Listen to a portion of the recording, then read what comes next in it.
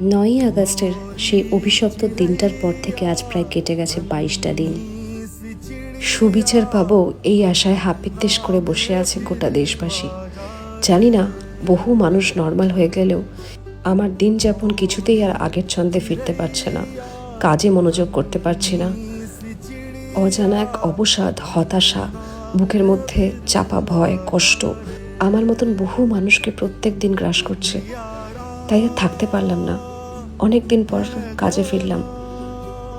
কারণ কাজই মানুষের অশান্ত চঞ্চল মনকে শান্ত করে। বিগত কতদিন ধরে কত হাজার হাজার প্রশ্ন মনটাকে ছিঁড়ে করে খাচ্ছে। এই যেমন প্রত্যেক দিন কত শত মেয়ে নিজেদের অস্তিত্ব রক্ষায় কতই না লড়াই করে চলেছে। ঘটনার নিষ্ঠুরতা বা ভয়াবহতা এতটাই যে আমাদের প্রত্যেকের মনে কাজ করছে এর পরবর্তী টার্গেট আমরা বা আমাদের কাছের কোনো মানুষ নয় তো।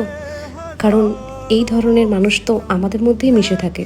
সত্যি বলতে অনেক দিন পর শ্যুটের এই কাজটা করে মনটা বেশ ভালো লাগছিল, এবং সবথেকে বড় কথা অনেকটা চাপমুক্ত লাগছিল। শ্যুট শেষের পর সোশ্যাল মিডিয়া খুলতেই চোখে পড়ে একটি বিশেষ কমেন্ট, এমন একজন পুরুষের লেখা যে হয়তো আমার আপনার পাশেই হেঁটেছিল। কি হিপোক্রিট না এরা!